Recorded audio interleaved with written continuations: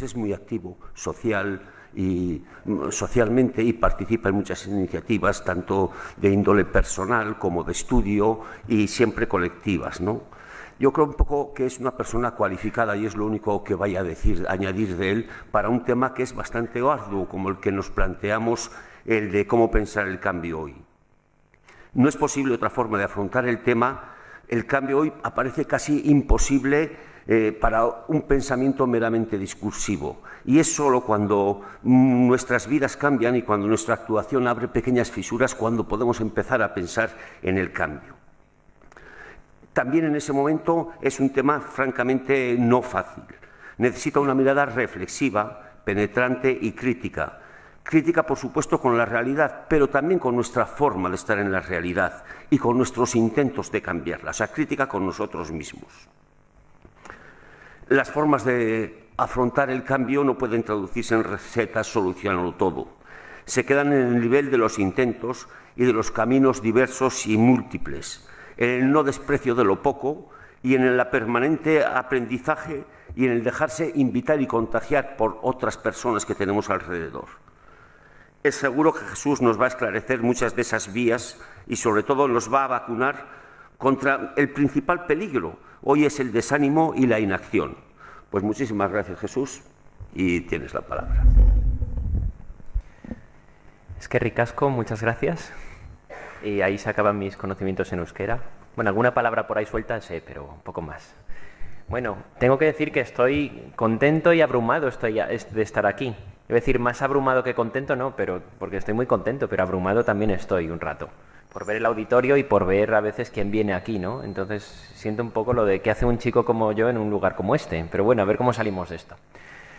Y el tema que voy a presentar es básicamente una reflexión que publicaron en Cristianismo Justicia, centro con el que colaboro, hace unos meses, y que básicamente nace de dos iniciativas, de dos cuestiones, ¿no? Primero, un intento de sistematizar qué podemos hacer, ¿no? En ese momento de efervescencia post-15M, de cambio, de malestar, pero que resurge cierta ilusión, cierta brecha y que se abre, ¿no? Desde movimientos sociales, que supone un proceso de repolitización para bastante gente y de ilusionarse. Pues ver qué caminos hay. Ese era el primer momento, ¿no? Y intentar hacer un ejercicio de sistematización. Voy a decir muy pocas cosas nuevas, más allá de intentar poner orden. Este ejercicio era un poco poner orden en mi cabeza cuando lo hacía. Y lo segundo que voy a enhebrar junto a esa idea es vincularlo a algo que en los últimos 2 años hemos oído mucho, que es la palabra cambio. Y es intentar organizarlo en torno a una cosa que particularmente, luego volveré a ella, pero que me llamaba mucho la atención, y es cómo se apela, hay un malestar social de fondo, pero al mismo tiempo se apela al cambio desde instancias muy diversas, luego lo veremos, y a veces para caminos muy diferentes, ¿no? Entonces, la reflexión va un poco en qué sentido, o intentar hacer una aproximación con cierto tiento, porque el tema es muy grande, a cómo poder pensar un cambio en un sentido transformador y emancipador. Entonces, ese es el objetivo de partida, no sé si lo he logrado o no, pero bueno, era un poco la reflexión que os traigo para que compartamos este rato y luego podamos discutir. Os cuento un poco cómo he estructurado la exposición. Habrá 3 partes, una primera, un análisis que iré muy rápido porque las partes más importantes son la segunda y la tercera, sobre el momento. Voy a seguir mucho la metodología, muchos de vosotros y vosotras seguro que estáis familiarizados con el ver, juzgar, actuar. Pues básicamente vamos a acercarnos mucho a esa forma de presentar las cosas. Vamos a ir al ver cómo es la realidad, vamos a hacer un análisis de la realidad, pasemos al juzgar cómo podemos pensar el cambio hoy, qué diferencia el contexto actual de otros, como podía ser lo que durante el siglo XX ha sido, donde estaban presentes muchas utopías y demás, ¿no? Y, en tercer lugar, vamos a pensar dentro de ahí qué vías hay del cambio, qué posibles vías del cambio hay y qué podemos hacer. La tercera ya en ese acercarse al actuar y en un formato más concreto, más personal también si queréis, pero qué cosas concretas podemos hacer. Mucha de esta reflexión está recogida en el cuaderno de Cristianismo Justicia, que creo que había algunos por ahí, si no, pues se puede descargar en internet. Lo tenéis, que se llama eso, Cómo pensar el cambio hoy.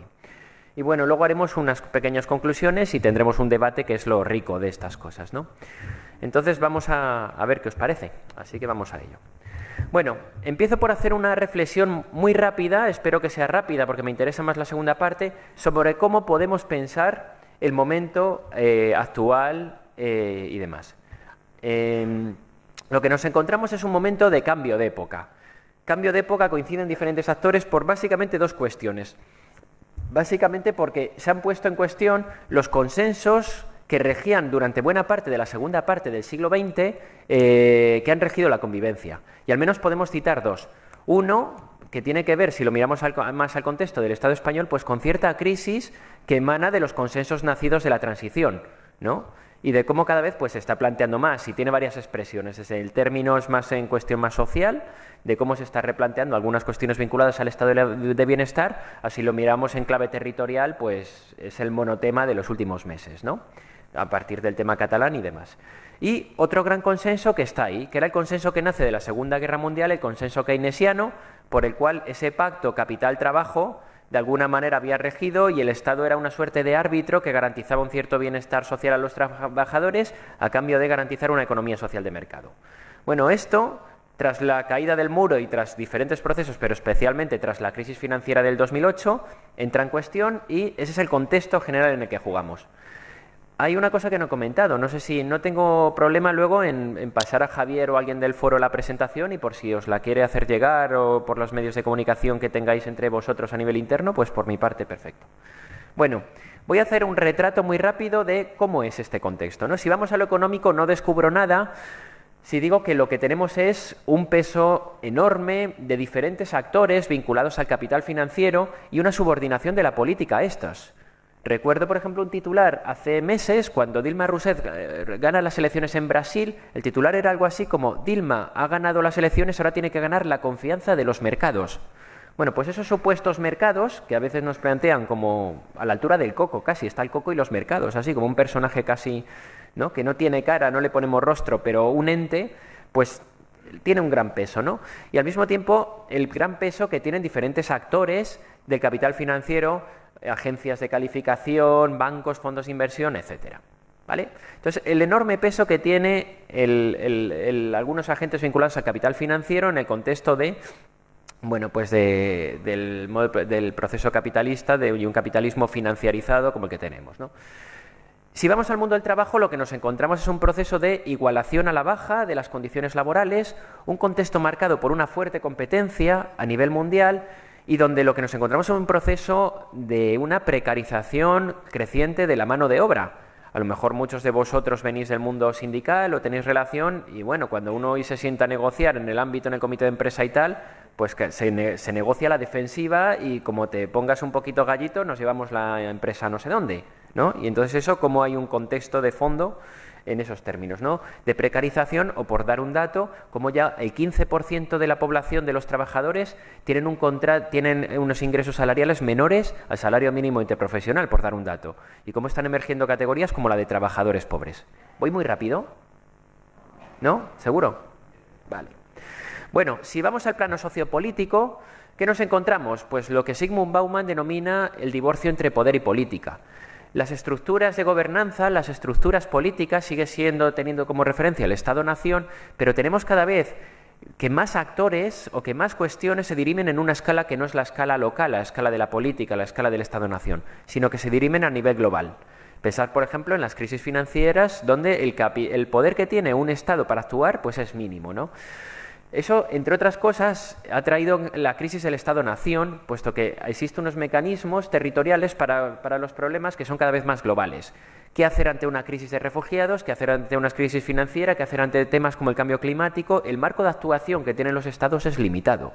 Entonces, como hay una tensión creciente entre ese poder que actúa en una escala global y el otro a una escala local. Unido a eso, tenemos una crisis también de la democracia representativa y también está unido a eso por una razón, porque muchas veces vemos como hay una toma de decisiones en espacios ajenos a los espacios donde emana o reside la soberanía, ¿no? Pues el caso de, si vamos al caso europeo, la Comisión Europea, la Troika y todos estos agentes donde, bueno, se podían intervenir países y eran los que marcaban las reglas del juego si uno se salía de la política económica marcada. Y todo eso es una prueba más de esto que comentaba, ¿no? De una subordinación de la política al poder financiero. Si lo llevamos a un plano más social y de la política fiscal, lo que hemos tenido también es un reparto desigual, ¿vale?, de los costos de la crisis, que han venido a acentuar algo de lo que Xavi Casanovas, compañero, por ejemplo, de Cristianismo y Justicia, que estuvo aquí hace unos meses, pues trabaja, ¿no? Como es el tema de la fiscalidad justa y la profunda desigualdad que existe entre las rentas del trabajo y del capital ante las segundas, y cómo todo eso lo que ha llevado es un aumento de la desigualdad, de la polarización y del aumento del malestar social.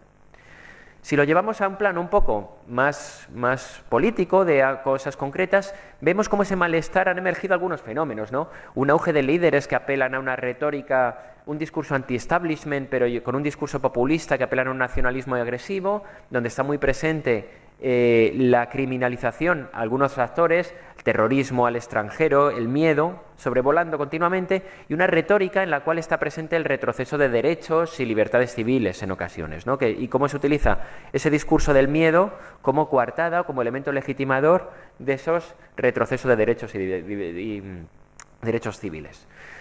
Y en el plano europeo, pues vemos cómo el proyecto europeo está en crisis, ¿no? Solo hay que citar algunas cuestiones y las dificultades que se han encontrado para dar una respuesta global o una respuesta al menos coordinada a algunos fenómenos que se han dado en los últimos años. Ahí está el Brexit como síntoma de la crisis del proyecto europeo, la brecha entre los países del norte y sur, entre acreedores y deudores, las dificultades para dar respuestas de la crisis de los refugiados, etc. Bueno, por cerrar este panorama del momento de la realidad social, dos pinceladas más. Una centrada con el contexto cultural e ideológico. Vivimos en un contexto marcado por un individualismo, ¿no? Y un contexto muy marcado por la atomización del individuo, donde todo tipo de respuestas colectivas son socavadas, ¿no? Ante el intento de dar respuestas colectivas.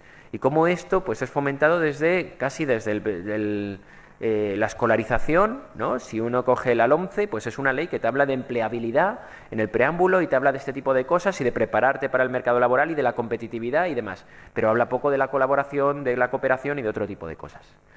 Y eso está unido en un contexto que es el de la hegemonía del neoliberalismo a nivel ya no solo económico, sino sobre todo cultural. El gran triunfo del neoliberalismo, como nos recuerda en la Val d'Ardot, es que es una forma de gobierno que de alguna manera se interioriza, hacen suya a los ciudadanos, y cómo el gran triunfo ha sido cultural.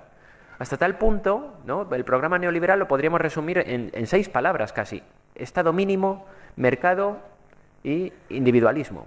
Básicamente en eso, ¿no? Individualismo, Estado mínimo y libertad de mercado. Y con eso resumimos casi en 6 palabras un programa concreto de una forma de ver el mundo.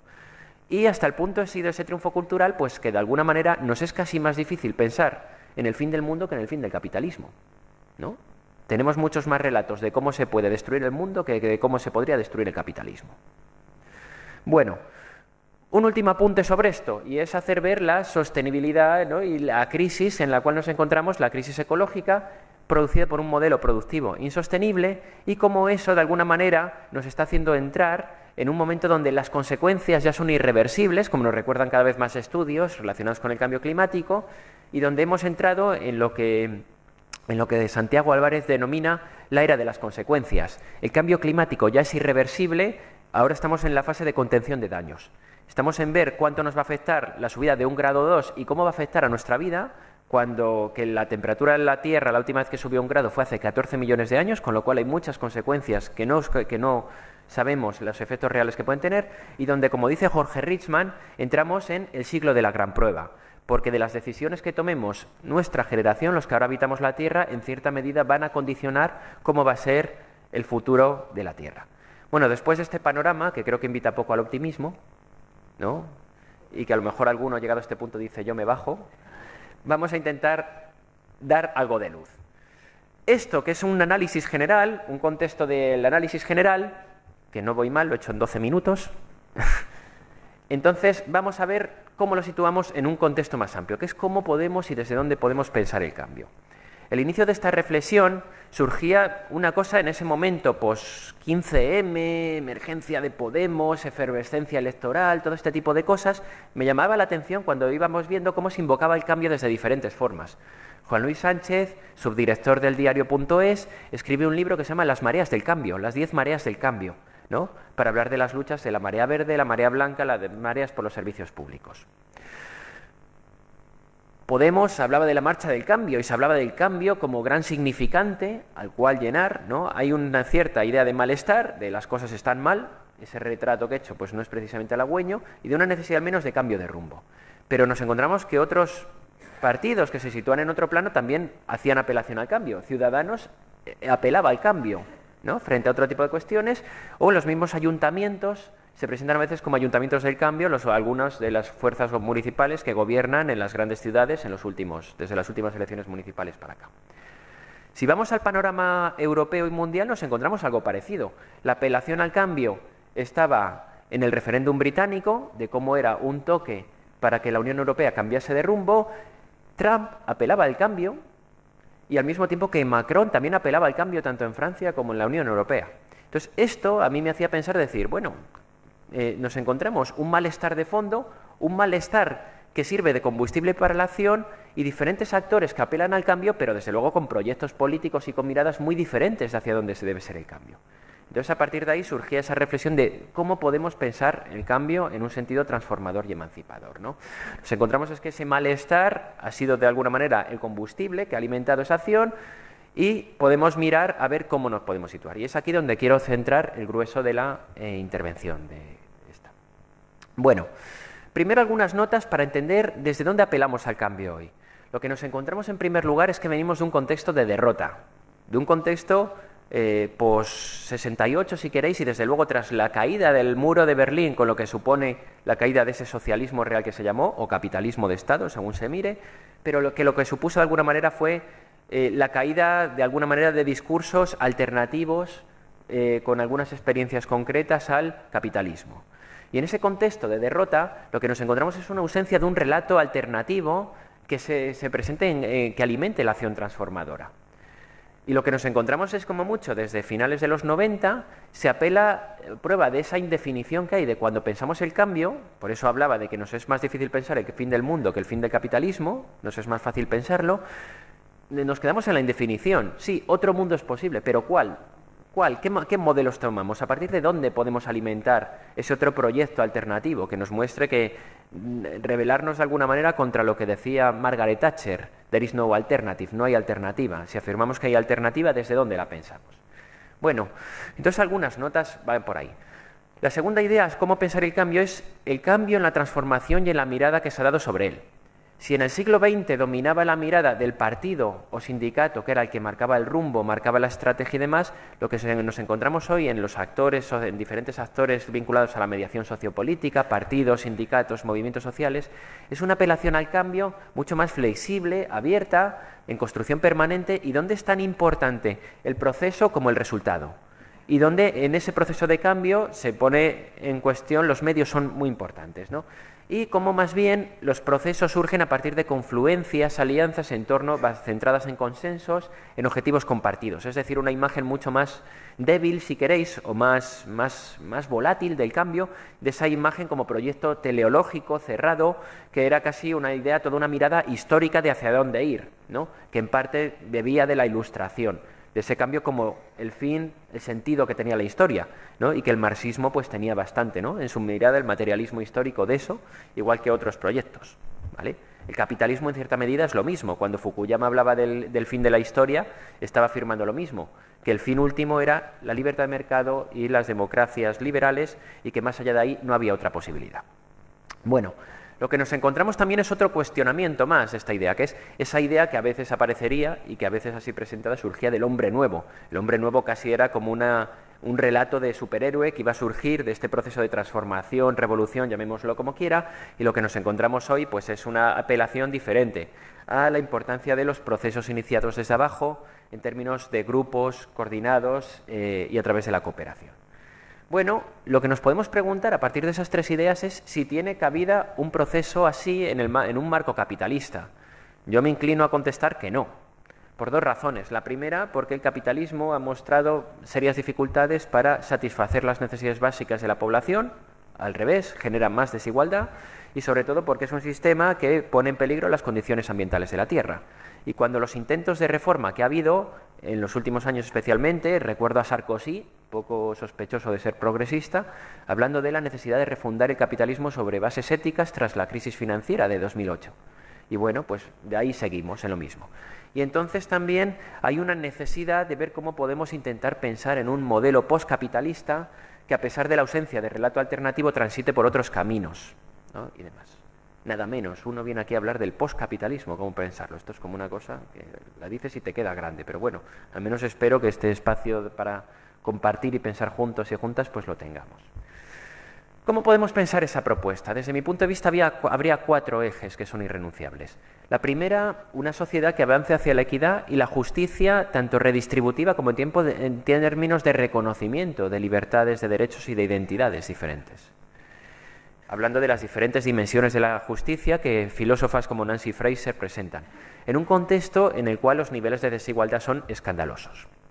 El segundo eje lo planteo en términos de ahondar en la necesidad de potenciar frente a esas democracias de baja intensidad, que nos dice Boaventura de Sousa, pues hablar en ver cómo potenciar la democracia, la participación ciudadana y ahondar en la creación frente a las lógicas de representación de otros espacios que potencien la deliberación.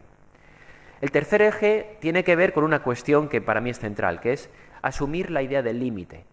Frente a una mirada heredada de la modernidad, donde seguimos pensando que el crecimiento es indefinido y donde nociones como progreso, crecimiento son centrales, pues cada vez creo que es más evidente que no es posible un crecimiento indefinido en un planeta con recursos limitados, y eso nos lleva a asumir que justicia ambiental y justicia social van de la mano y asumir la idea del límite y cómo el límite es ese elemento en torno al cual pues hay que pensar y a partir de ahí organizar las formas de producción y demás. Luego podemos profundizar en esto.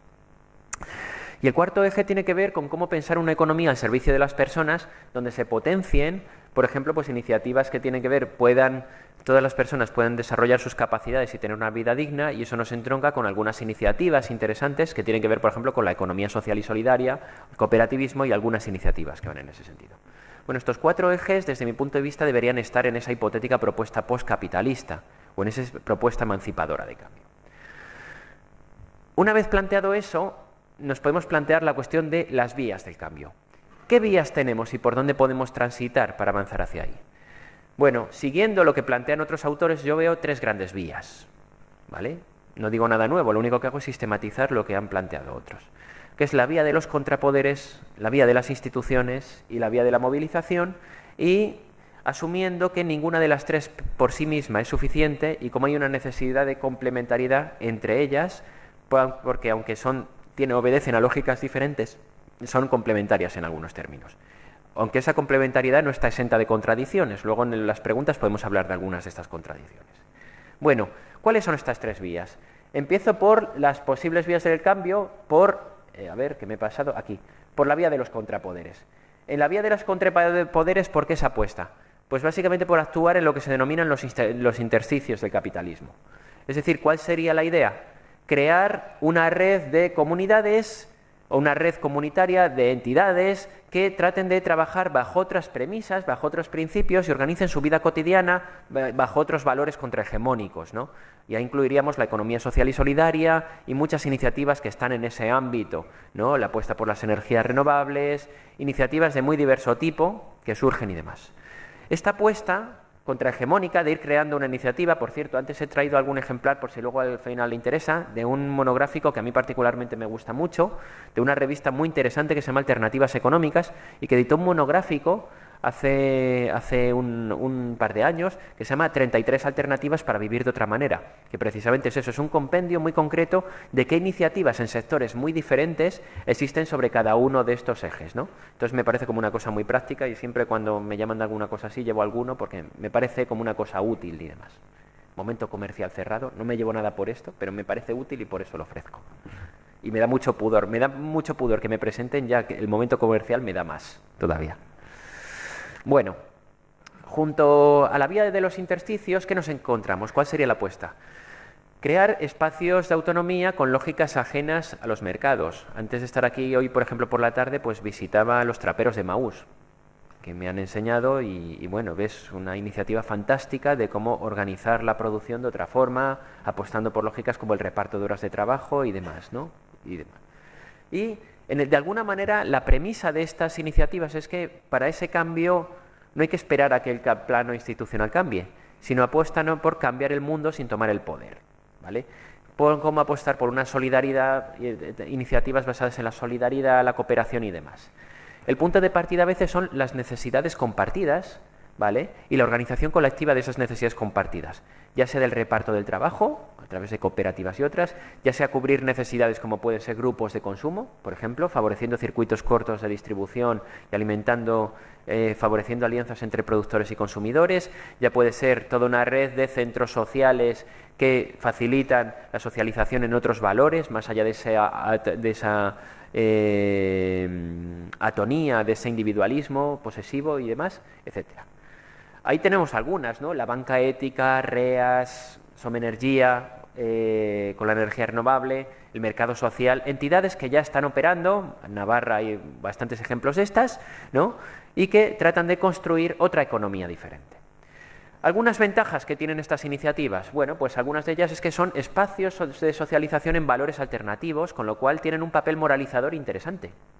Frente al bombardeo de mensajes que recibimos desde que nos levantamos hasta que nos acostamos, constituyen un espacio interesante para construir subjetividades diferentes y construir, ¿no? Y de alguna manera apelar a otro tipo de valores y de socialización.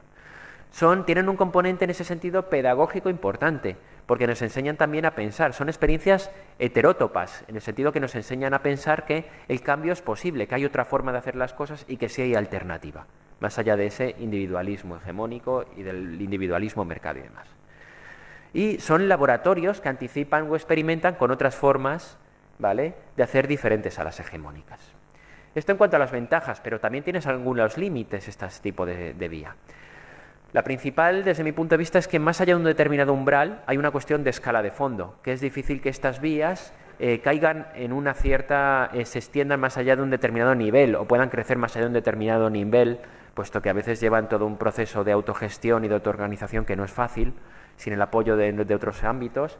Pueden caer en el riesgo de caer en lo que Daniel Ben Said llamaba la ilusión social, es decir, en cierta autorreferencialidad y creer que se puede, sin apelar al cambio de las instituciones o sin pisar los marcos institucionales, llegar a cambiar, ¿no? Entonces convertirse en una especie de ombliguismo, donde a veces más allá de mi grupo de consumo, de mi energía renovable y demás, pero no apelar a un cambio que llegue a otros sectores más amplios de la población.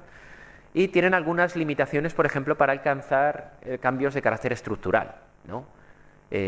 Los grupos de consumo están muy bien, pero a mí que yo sepa hacer no sé, mi planteamiento en esto a lo mejor soy un poco pragmático, pero hacer una reforma fiscal pues es más difícil, pero toca más cuestiones y es más eficaz para redistribuir que otro tipo de iniciativas, porque uno coopera normalmente con sus iguales. Entonces, a la hora de hacer mecanismos redistributivos, pues hay que ir a otro tipo de ámbitos y demás. Bueno, vía de contrapoderes, vamos con la segunda, que sería la vía institucional. La vía institucional, no descubro nada nuevo, es la que ha predominado durante el siglo XX y básicamente sería la idea de cambiar la sociedad a partir del cambio, la llegada y control de las instituciones y generalmente bajo una forma, la forma partido, y por una vía que es la vía electoral. Desde esta vía se asume que el Estado es una herramienta, es la herramienta más práctica para cambiar, para realizar transformaciones sociales, ¿vale?, promulgar leyes o establecer, por ejemplo, una redistribución equitativa de la riqueza, y se considera que el control de las instituciones son un elemento que acelera los procesos de cambio y transformación social. Pero esta vía tampoco está exenta de límites, ¿no? Por ejemplo, uno sería la posible caída en la desmovilización social más allá de ciertos momentos de efervescencia, ¿vale? Y cómo puede llevar, hay un cierto riesgo de burocratización que está presente a partir de confiar en lo que la vía institucional únicamente, o en vincular todas las lógicas de transformación a la vía electoral. Y desmovilizando, puede llegar a generar un efecto desmovilizador. O por último, la cuestión que a veces, de la cual alertaba también Daniel Ben Said, que es de lo que él denomina la ilusión estatista, que es la idea de pensar que el poder reside en el Estado. Yo siempre, cuando planteo esto, planteo un ejercicio hipotético. Cada uno de vosotros imaginad lo que supone si el partido más fascinante y mejor que os imaginaseis llegase hoy a la Moncloa, si queréis.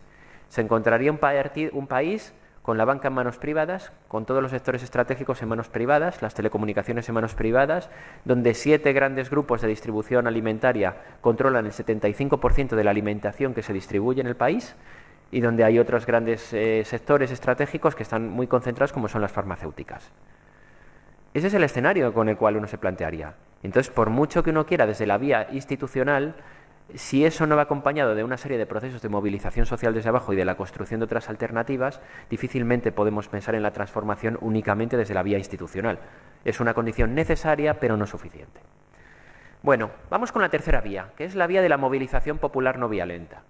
Esta vía, ¿qué es lo que plantea? Pues básicamente la movilización sostenida de carácter disruptivo con la expectativa de que sea generalizada como elemento de cambio.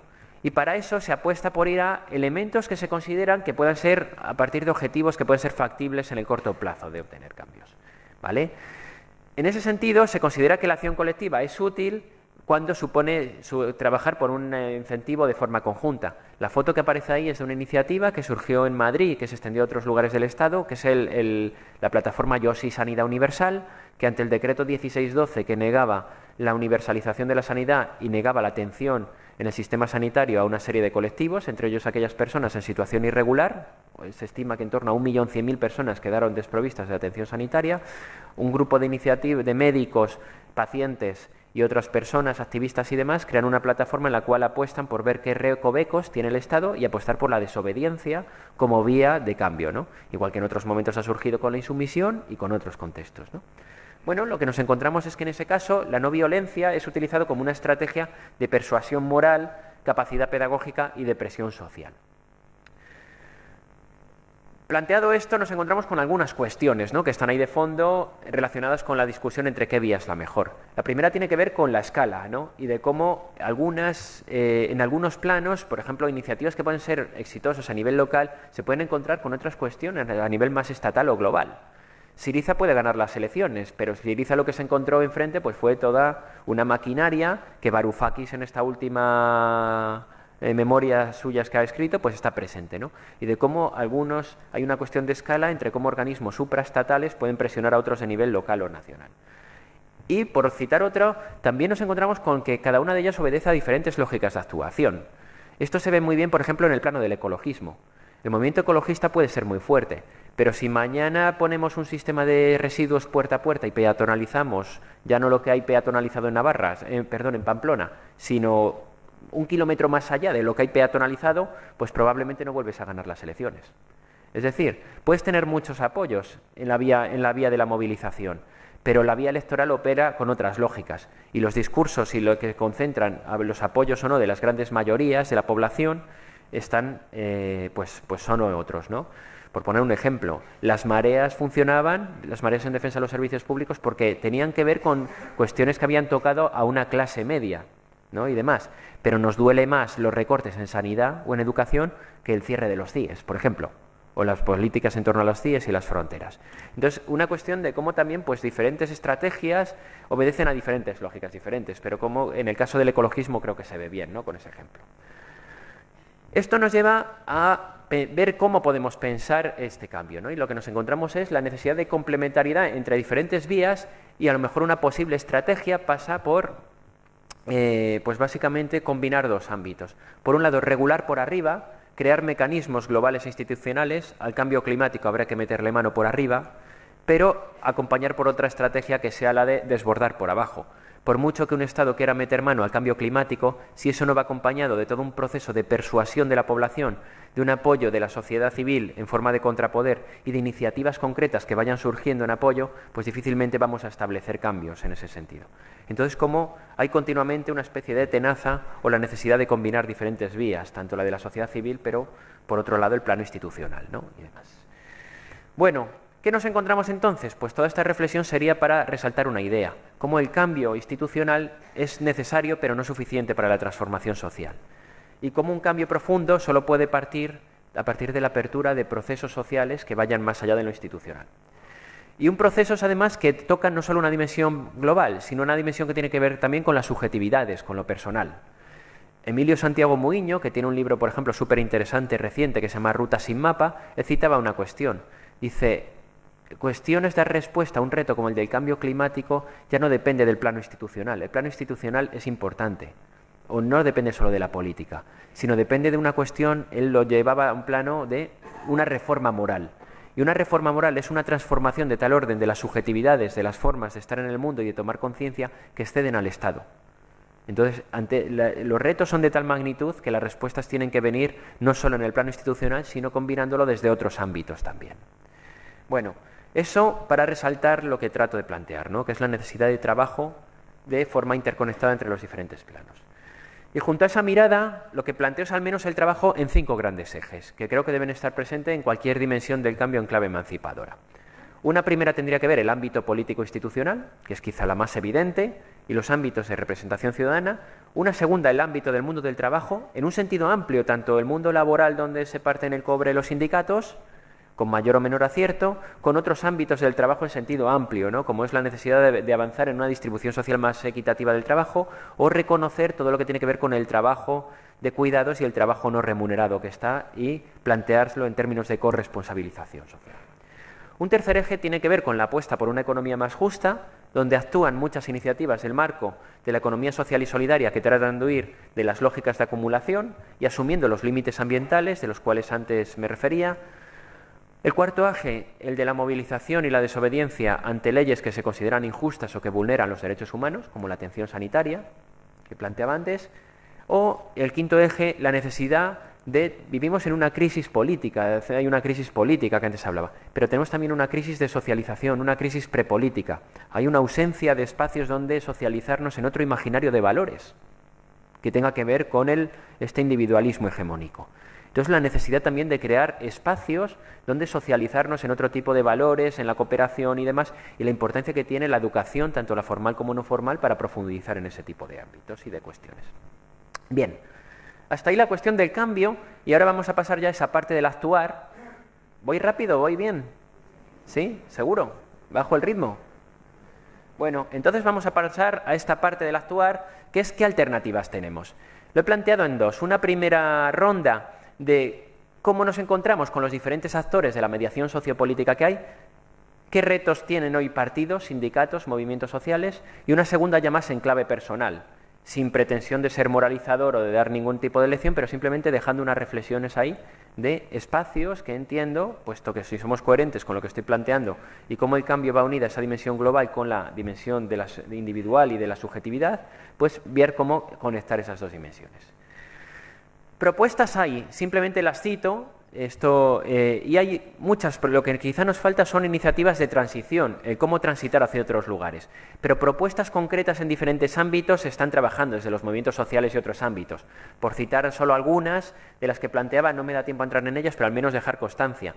El tema frente a la deuda, las auditorías ciudadanas de la deuda, la necesidad de una fiscalidad justa, o los impuestos a las transacciones financieras en el plano del déficit fiscal. Si vamos al paro, el debate que hay sobre la renta básica, de otra iniciativa que a mí particularmente me gusta mucho, como es el trabajo garantizado, el reconocimiento del trabajo no remunerado, el reparto de los salarios o las horquillas salariales.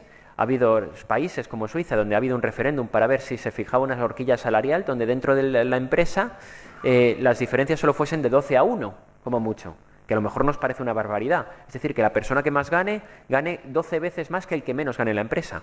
Pero es que si vemos a las empresas del IBEX 35, la referencia hoy está en algunas de ellas en 300-1. Entonces nos habla de una distribución injusta en el cual, bueno, pues son cosas que se podrían llegar a legislar y sobre las cuales hay propuestas.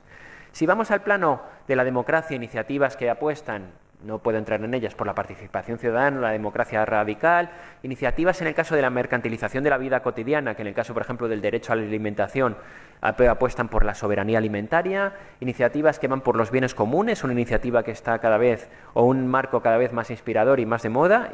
En Navarra es un buen ejemplo de esto, donde hay muchos bosques de gestión comunal, todavía, ¿no?, por mancomunidades y demás.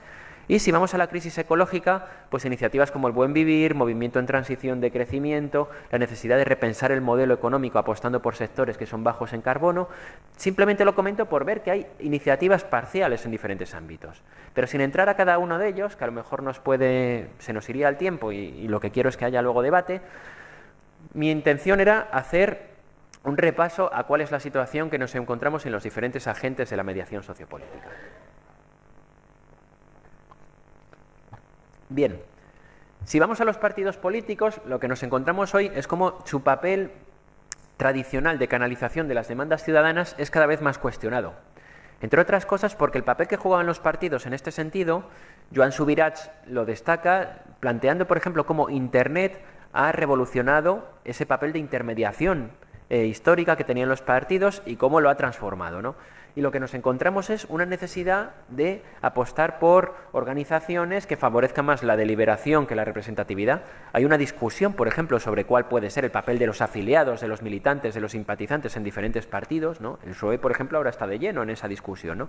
Y de cómo reformular y repensar el papel y cómo son los canales de comunicación tanto dentro del partido como fuera, ¿no? Y la necesidad de apostar por estructuras más participativas tanto dentro y fuera de la organización.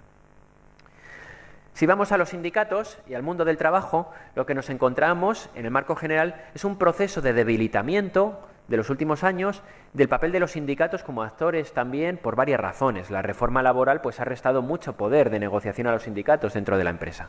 Pero junto a eso, Joan Coscubiela, en una entrevista, pues decía, bueno, a los sindicatos les ha pasado de alguna manera como a los koalas. No, a los koalas no, a los pandas, perdón, a los pandas. ¿Y por qué les ha pasado a los pandas? Los pandas tienen un hábitat natural que ¿cuál es? Los bosques de bambú. En la medida en la que los bosques de bambú han desaparecido o están desapareciendo, los pandas ven amenazado su hábitat natural y entonces ahí, por eso están en retroceso o en peligro de extinción.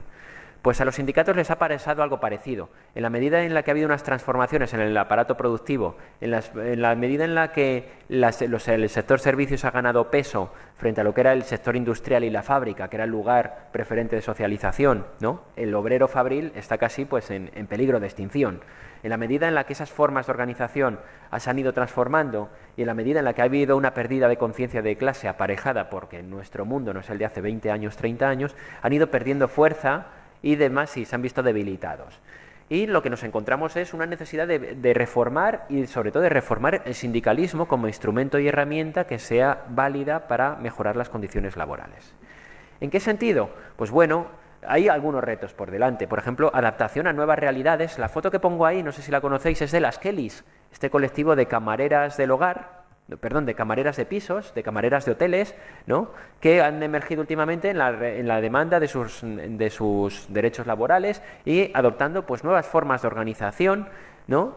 Que se han mostrado útiles a la hora de firmar algunos convenios, acercarse a otras realidades como la del precariado, los falsos autónomos y viendo, por ejemplo, pues acercándose a realidades como tras la reforma laboral, creo que hoy en día el 25-30% de los contratos que se firman son menores a una semana. Entonces, claro, ¿qué tipo de estructuras puede crear el sindicalismo para acercarse a una realidad tan cambiante y tan volátil por parte de los trabajadores como esa rotación laboral tan grande, donde el 25-30% de los trabajadores están por una semana? ¿Cómo me voy a acercar a un sindicato cuando sé que estoy aquí de paso por tan poco tiempo? Y viendo, entonces, otro tipo de retos que tienen los sindicatos o a los cuales podrían hacer frente. ¿Cómo pueden sostener y autoorganizar a las personas desempleadas? Un sector tan anómico, donde hay en un contexto pues donde hay una autoestima baja y qué tipo de procesos de autoorganización. Hay ejemplos y hay algunas iniciativas interesantes como las asambleas de parados y demás, pues ver qué tipo de respuesta se podría dar ante la realidad del desempleo. Otra que tiene que ver mucho con el mundo feminista, ahí tenemos una huelga convocada para el 8 de marzo que quiere llamar la atención sobre la huelga de cuidados, ¿no? Y del papel que juega fundamentalmente las mujeres para el sostenimiento de la vida y todo el papel que juegan los cuidados y el trabajo no remunerado. Para que yo hoy esté aquí, mi pareja se ha tenido que quedar con mi hija de 10 meses en Madrid y demás, ¿no? Y pues todo lo que tiene que ver con las formas de trabajo no mercantilizadas, fundamentales para la reproducción de la vida y cómo de alguna manera apoyar, visibilizar y dar reconocimiento social, ¿vale?, a esa realidad sin la cual es fundamental para el sostenimiento de la vida. Y por último, el apoyo a iniciativas emergentes, a las cuales ya comentaba antes, como el cooperativismo, la economía social y solidaria. Algunas respuestas y planos de una realidad cambiante en el mundo del trabajo a la cual, bueno, pues se puede dar respuesta y demás. El tercer ámbito que quiero centrarme es los movimientos sociales. ¿Los movimientos sociales en qué tesitura se encuentran? Pues bueno, venimos de un auge, de un repunte de movilización tras el 15M en los últimos años, salvo el feminismo. Ha habido una cierta desmovilización tras ese repunte que coincidió con el 15M, sobre todo en los últimos 2-3 años. Lo que nos encontramos, salvo el feminismo, digo, porque quizá hoy es el movimiento social más vigoroso y que sigue ganando peso día a día, ¿no? Y lo que nos encontramos junto a eso es que los movimientos sociales han ganado protagonismo frente a esa crisis, tanto de partidos y sindicatos que tenían en el papel de la intermediación y como interlocutores, de ahí ese grito de no nos representan tras el 15M, han abierto una apertura de procesos de politización que se vio bien en los últimos 3-4 años, pero han mostrado también algunas debilidades. Los movimientos sociales han sido fuertes en las calles, pero débiles a la hora de organizarse o buscar nuevas formas de organización en otros ámbitos como era el del trabajo, donde ahí es necesario otra forma de organización más sostenidas y donde ese carácter volátil y de movilización, eso es operativo para según qué realidades, pero cuando hablamos de lugares donde hay que hacer una movilización más sostenida, han tenido ciertas dificultades. Bueno, los movimientos sociales en todo caso tienen algunas cuestiones interesantes. Joan Subirats, de estos movimientos 15M y post-15M, dice que no solo demandan, sino que también actúan. Y en ese sentido los movimientos sociales se han convertido en un vivero interesante de iniciativas sociales que de alguna manera se han convertido en laboratorios interesantes, ¿vale?, sobre los cuales actuar. Pero los movimientos sociales tienen hoy algunos riesgos. Cómo organizarse y cómo sostener sus demandas más allá de los ciclos de protesta y electorales. Vemos como en los últimos 2 años está habiendo un proceso de desmovilización importante, o, por ejemplo, en algunos casos donde ha habido un cierto acercamiento entre la llegada a las instituciones de partidos cercanos, algunos de ellos, los riesgos de cooptación y de hacer coincidir las posibles lógicas diferentes de las demandas de esos partidos frente a otros, o de cooptación de líderes, de personas que viniendo de los movimientos sociales pues han pasado a estar en el plano institucional, y los riesgos que supone eso. Frente a los movimientos sociales, por último, quería mencionar las ONGs. Las ONGs es un actor, pues explico por qué lo pongo en la mediación sociopolítica. Primero hay que destacar la heterogeneidad que existe dentro de las ONGs, puesto que encontramos algunas que abordan, que tienen que ver, realizan incidencia política frente a otras muy cercanas al asistencialismo, a crítico, y donde la realidad de las ONGs es enormemente diversa. En esa diversidad, de todas maneras, quiero destacar algunas cosas que a mí me parecen sugerentes desde las ONGs, ¿no? Bueno, la primera de sus contradicciones tiene que ver con la propia sostenibilidad, el sostenimiento de las mismas, de la autoorganización, y la debilidad que han mostrado mucho en los últimos años. Esto se ve muy bien en las de cooperación. Caen con el porcentaje, los presupuestos de cooperación han caído en los últimos años cerca de un 70%, y muchas de ellas, al no tener una base social más o menos estable, pues han tenido que cerrar en algunos casos, o han tenido que ver limitada su acción precisamente por esa contradicción y por esa dependencia económica, en algunos casos excesiva, de las administraciones. Frente a ese plano general en el cual están las ONGs, nos encontramos algunas referencias, ¿no?, que me parecen interesantes, por las cuales las meto dentro de este plano de los espacios de mediación sociopolítica. Las ONGs me parecen un espacio de socialización prepolítica importante. Si yo pienso en mi trayectoria, o pienso en la de mucha más gente que conozco de cerca, a lo mejor su primer acercamiento que tuvo a las cuestiones que tenían que ver con los asuntos públicos, los asuntos de la comunidad, pasó por alguna experiencia de voluntariado. Y a lo mejor esa experiencia fue la primera que le hizo descentrarse, le hizo empatizar, le hizo acercarse a según qué realidades, y estaban atravesadas por algunas realidades que no eran las tuyas, y eso es un proceso, pues creo que importante como espacio de socialización prepolítica. Entonces, eso me parece muy rescatable y muy interesante para destacar del papel que juegan muchas ONGs. En segundo lugar, quiero destacar, sobre todo centradas en las de la cooperación, pero no solo, el papel que juegan las ONGs en la agenda política para introducir temáticas que no dan réditos. Antes lo comentaba, nos duelen más los recortes en sanidad que nos duele más lo que pasa en Archidona con las 600 personas que han encerrado en el CIE y demás. Entonces, para eso está bien que haya algunas ONGs que nos lo recuerden, que hagan incidencia política, o es un espacio privilegiado para pensar en términos de internacionalismo, cuando los sindicatos y los partidos han perdido mucho esa mirada internacionalista, y hacer mención al papel que pueden jugar las ONGs, especialmente las de cooperación, para destacar algunos problemas, cómo están interconectados, y poner en la agenda, pues, bueno, conexiones que podemos hacer a través de cuestiones como el consumo. Cierro este apartado que te pasaba por la agencia desde la movilización sociopolítica, y voy pasando ya a 2 cosas para ir concluyendo, que intento ceñirme al tiempo que tenía. Bueno, 2 cuestiones más que querría destacar en la dimensión comunitaria. La primera reflexión que quiero hacer es el papel que juegan algunas de estas iniciativas comunitarias, no necesariamente como espacios más vinculados a los movimientos sociales, luego citaré algunas, como espacios que recrean el vínculo social y comunitario, y como espacios a partir de los cuales pueden surgir nuevas cosas, ¿no? Los espacios de la dimensión comunitaria, que pueden ser asociaciones de vecinos, clubes deportivos incluso, asociaciones culturales u otras más de carácter más social, juegan un papel importante para generar sociabilidades diferentes, bajo los valores diferentes del individualismo imperante y a veces para dar respuestas colectivas de forma cooperativa ante según qué temas.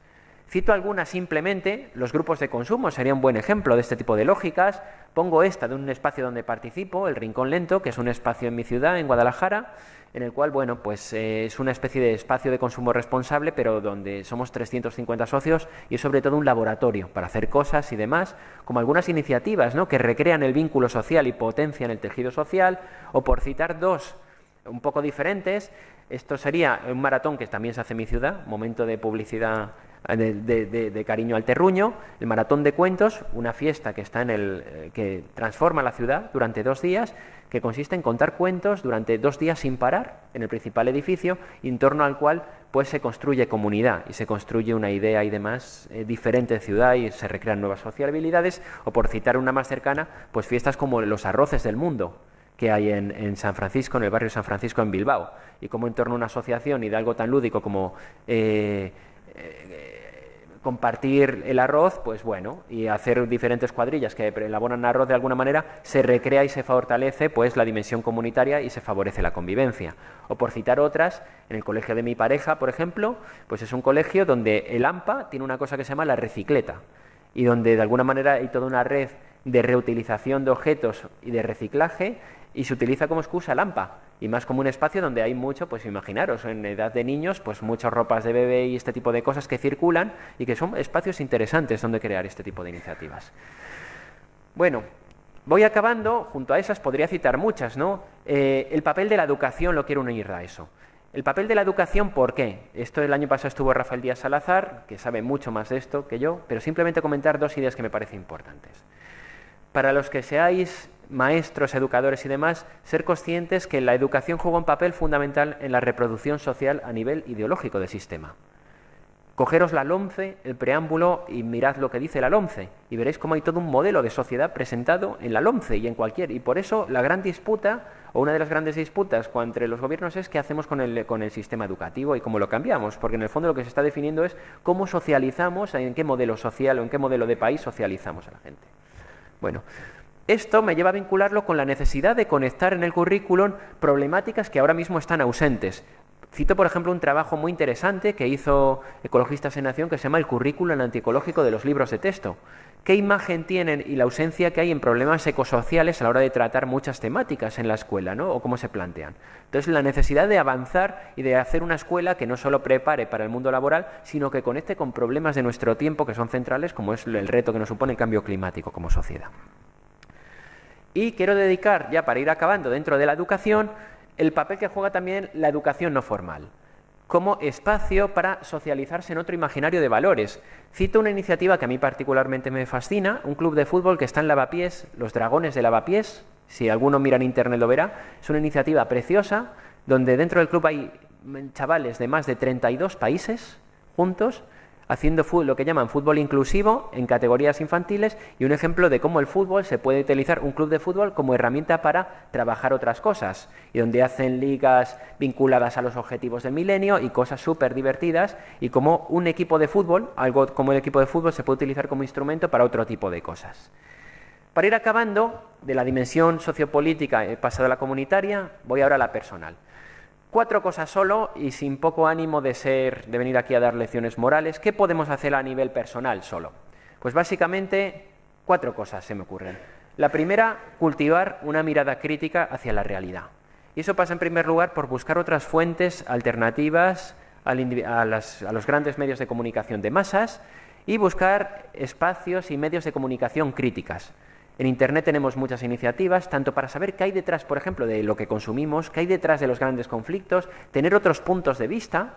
Uno casi lee algunos medios de comunicación, estoy pensando en uno, aunque podría pensar en 2, 3 o 4, y casi es previsible el tipo de noticias y el enfoque que te van a dar sobre según qué países, ¿no? De esto Javier seguro que sabe mucho.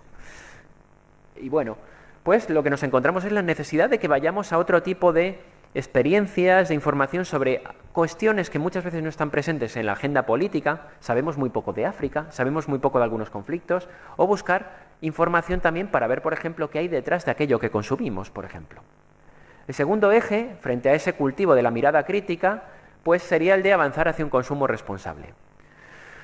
El consumo es una herramienta fundamental para trabajar como escenario de cambio, puesto que el consumo nos permite conectar cuestiones que tienen que ver con problemas de nuestro mundo y actuar al mismo tiempo de una forma que sea más acorde a nuestros valores. Doy simplemente dos citas. Unos vaqueros supone contaminar 3.000 litros de agua, producir unos vaqueros. O doy otra cita. Unos pañales normales, desechables, tardan 500 años en degradarse. Si Galileo, su hijo, hubiese usado pañales, ahora estarían degradándose los pañales del hijo de Galileo. Cito estas dos cosas simplemente para ver cómo muchas veces no somos conscientes o no manejamos esta información y la necesidad de adoptar y de dar pasos en esa dirección. Hay iniciativas maravillosas aquí, como los traperos, pero más allá del reciclar, reutilizar y demás, es necesario que apostemos por otras vías de consumo y por otras formas alternativas que haya, ¿no? Y apostar por un consumo más responsable.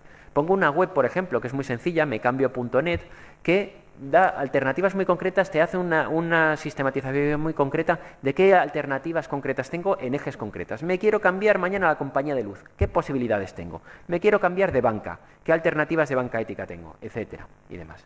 O esto lo que traía y tal, pues es un buen compendio de ese tipo de cosas. La revista esta que os decía, que luego traje alguna más. Bueno, junto a la dimensión personal, tercera cosa que podemos hacer, actuar de forma responsable a nivel fiscal y ser conscientes de una cuestión.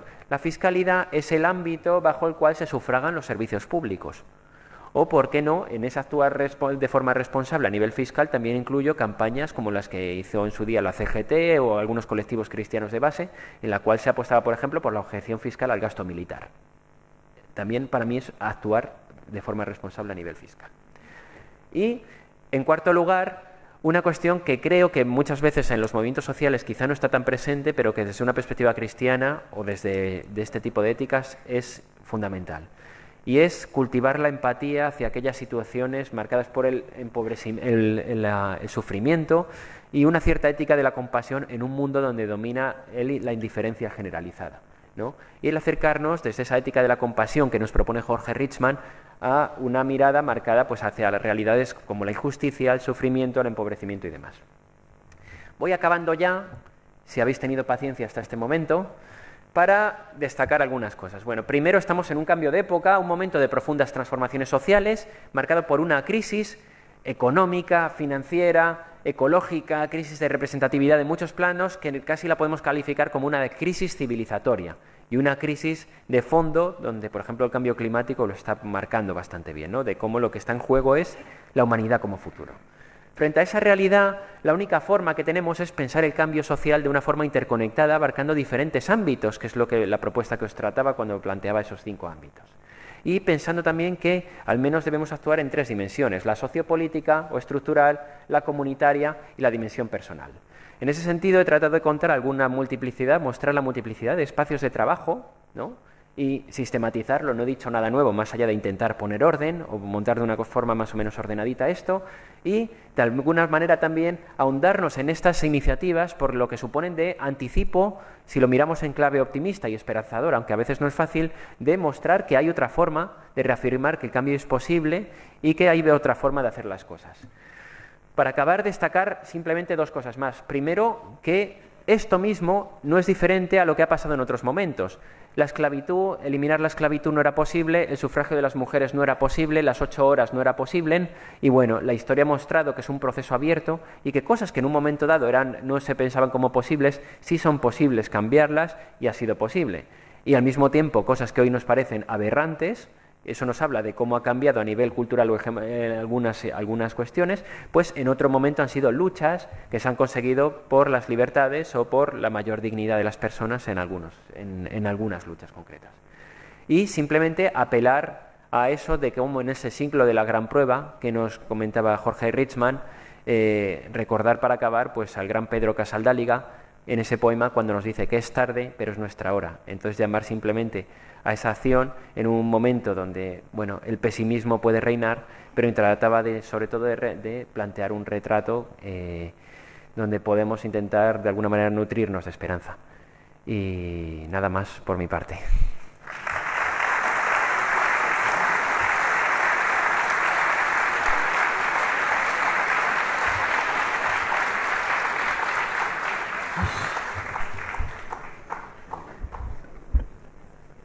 qué ceñido, 1 hora de reloj.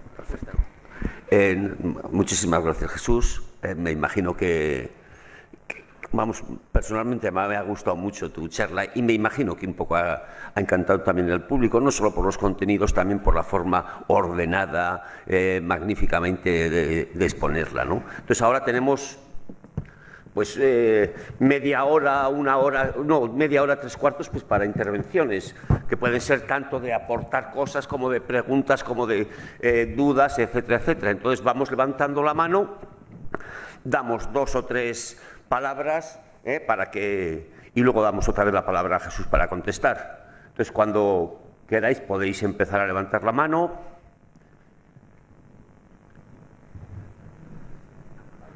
Sí. Todo muy claro. Está todo solucionado. Nos podemos ir a casa.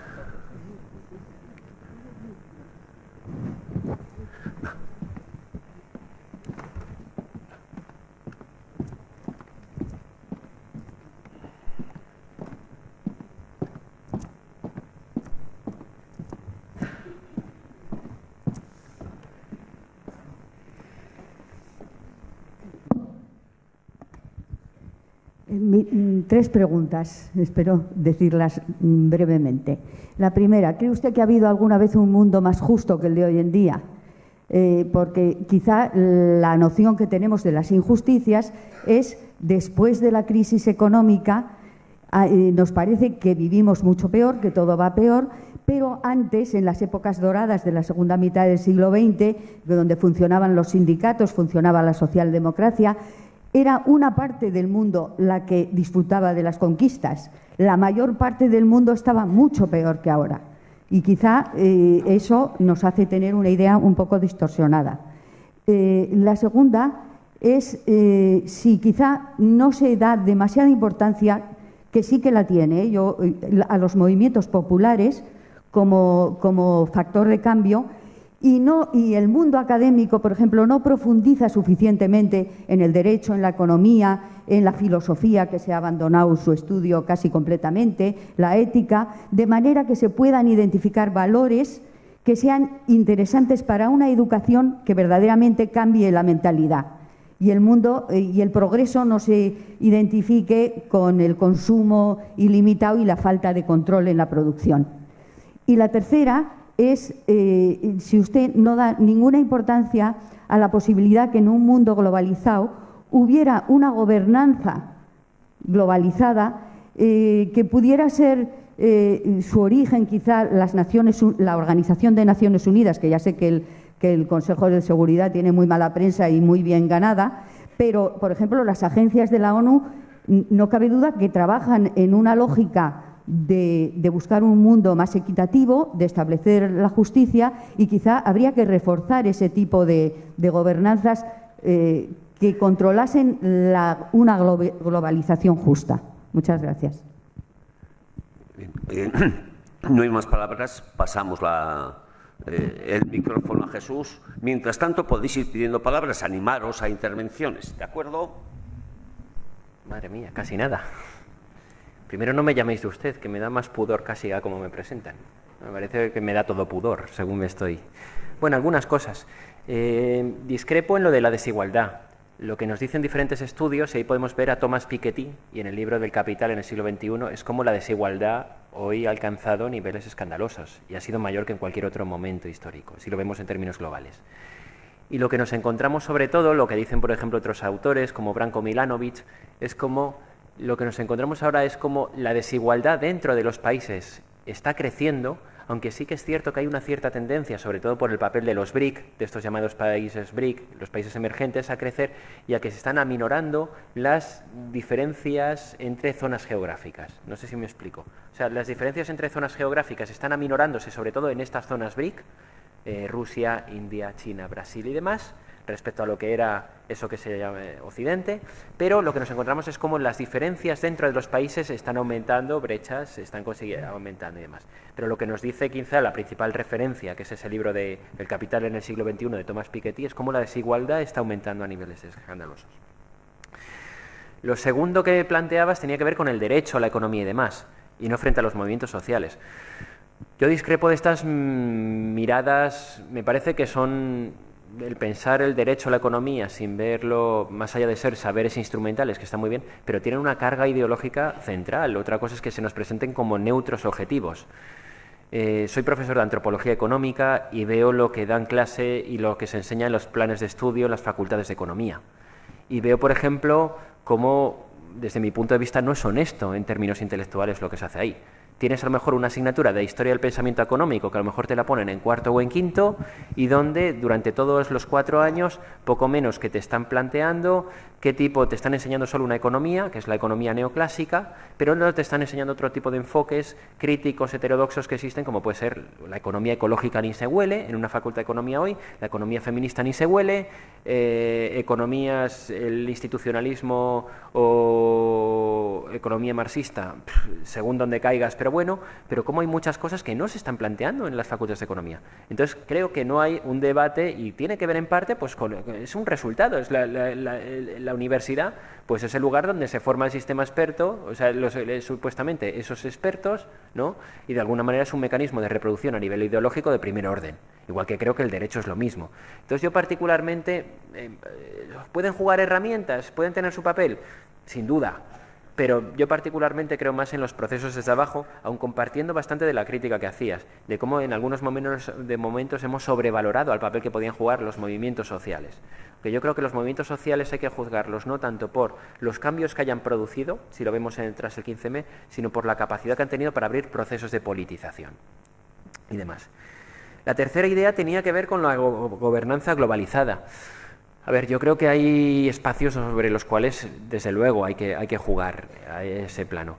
Pero como un elemento que dé respuesta a gran cantidad de cuestiones me cuesta mucho. Entre otras cosas porque nuestro mundo es muy diverso y donde hay un trasfondo, a ver cómo puedo formular esta idea sin que de manera que se me entienda. Donde lo que estamos encontrando, si lo llevamos a un discurso, por ejemplo, que era presentado en términos universalistas, como era el del derecho, nos encontramos que en cada vez desde más lugares de ese sur epistemológico, que dice Boaventura de Sousa Santos, se cuestiona esa mirada, por ejemplo, que estaba presente en el desarrollo como concepto universalista. He dicho el derecho antes, quería decir el desarrollo, he liado. El desarrollo en términos universalistas y se acude a otro tipo de conceptos o nociones que cuestionan, ¿no? esa mirada, ese tipo de miradas. Entonces, yo creo que la solución no puede venir únicamente desde el plano institucional, sino que el papel de las subjetividades, Emilio Santiago Moiño lo plantea, a mí me hacía pensar, ¿no? Y eso que me hacía gracia porque esta persona es un pensador, además, muy cercano al mundo libertario, y él tiene un libro muy interesante que se llama Ruta sin mapa, centrado en la transición ecosocial y en el cambio climático. Dice, bueno, la historia que nos muestra que retos tan enormes como el que supone hoy el cambio climático no se puede solucionar por la vía política o institucional. La historia nos muestra que cambios que se han dado en según qué momento solo han sido posibles a través de una reforma moral de masas. Ya fue la reforma protestante hace 500 años o en otros contextos, pues si queréis, la revolución cultural china, con cambios profundos que se hicieron, ¿no? Más allá de salvando los distancios, no estoy comparando el cambio climático con la revolución cultural china, que nadie y demás. Pero lo que sí me parece interesante de su idea es cuando él plantea cómo hay procesos que únicamente a través de la vía institucional no vamos a encontrar el cambio, o no se van a dar solo. Entonces yo creo que el papel de las subjetividades y el papel que juega y tal, la creación de esos espacios es fundamental, aun asumiendo que hay espacios donde sí que es cierto que es necesario reforzar los mecanismos de gobernanza, y ahí sí comparto contigo esa reflexión.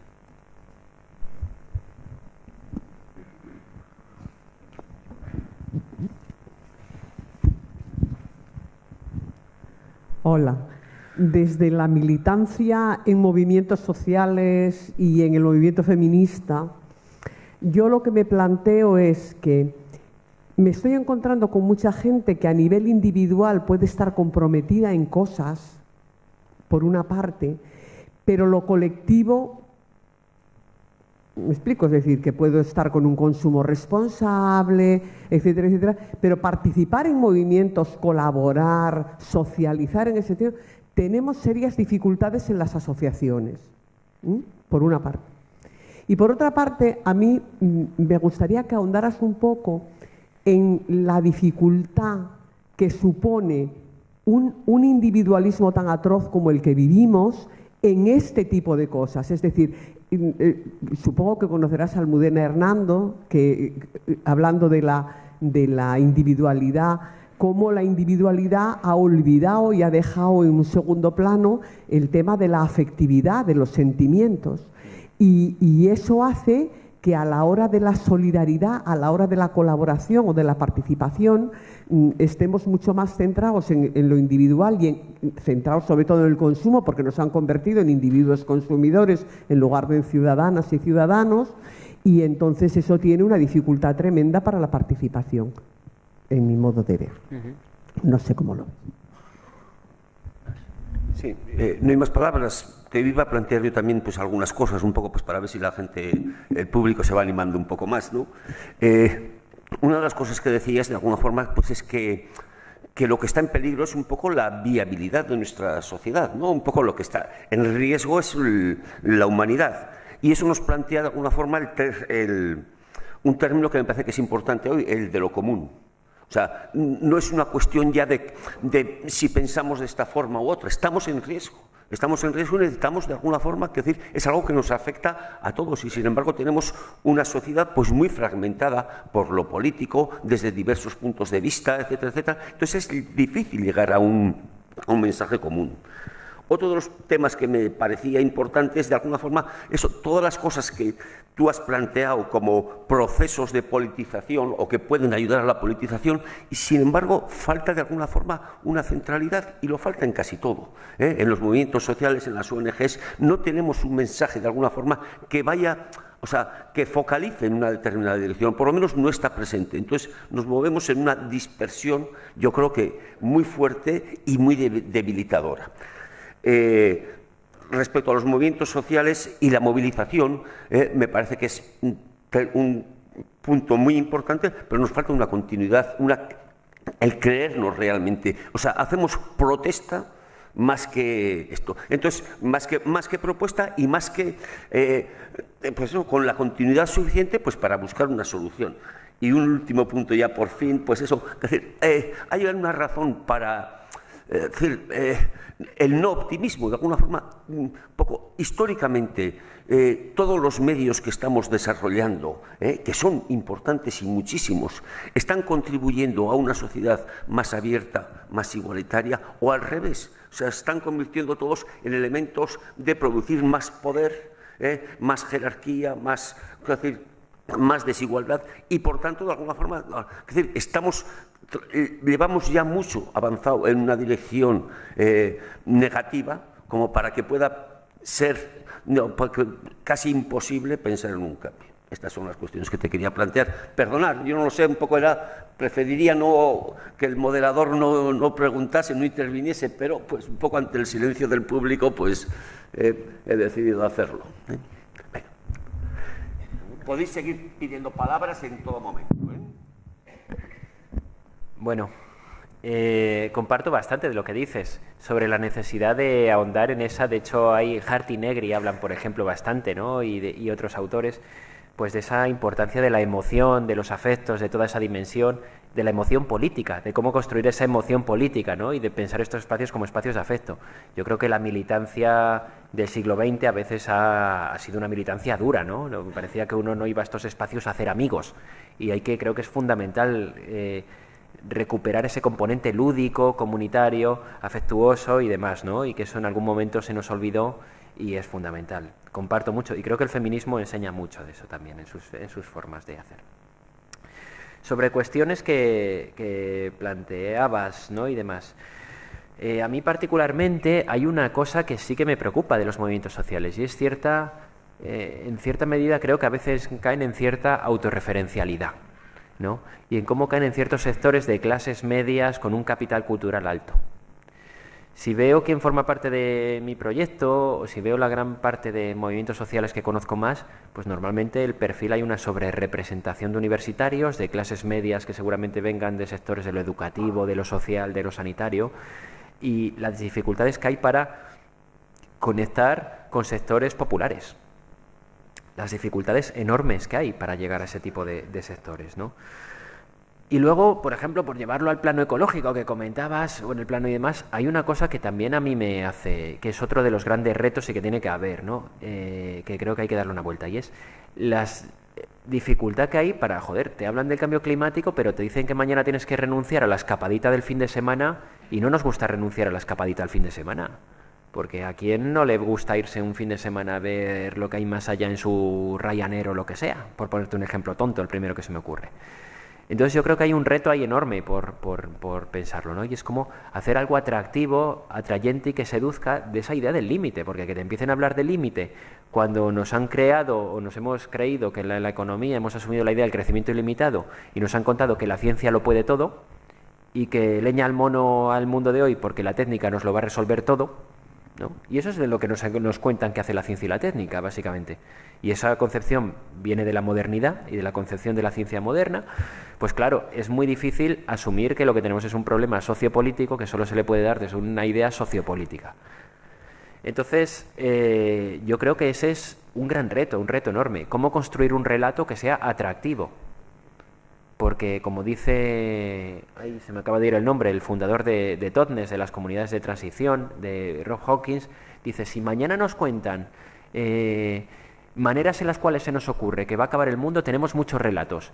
Un meteorito, una invasión de alienígenas, una catástrofe nuclear, ¿cuáles más tenemos? Miles, seguro que se os ocurre, ¿no? Una catástrofe nuclear, una sequía prolongada, lo que sea. Y yo creo que no somos conscientes de la fragilidad que tiene el planeta Tierra. Y en cambio lo que tenemos es muy pocos relatos de cómo adaptarnos a esos límites, pero de una forma atractiva y seductora, en la cual recreemos, y ahí lo resumo, o sea, lo vinculo con eso que comentabas, ¿no? De cómo hacer de eso un elemento donde esté presente lo lúdico, donde esté presente lo afectivo, donde esté presente lo comunitario, donde revisemos el vínculo social que tenemos entre nosotros y nosotras. Entonces yo creo que ahí hay muchísimo por hacer.